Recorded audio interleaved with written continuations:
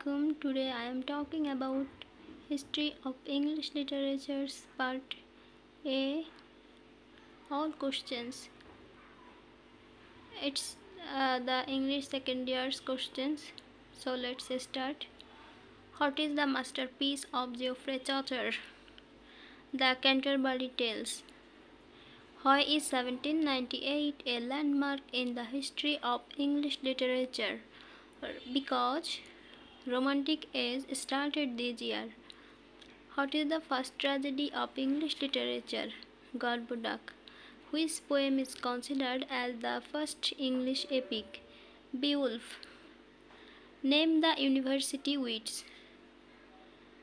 The university wits were Green, Nashe, Kidd, Marlowe, Lily, Lodge, and Play. Who wrote Gorboduc? Norton and Sackville. In which year did the Glorious Revolution occur?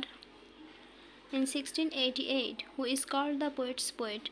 Edmund Spenser. How many tales is Pilgrim had to tell in the Canterbury Tales? 4 tales. What kind of book is Milton's Areopagitica? A critical essay. Who is called the father of English prose? Wycliffe. Write the names of 3 modern poets.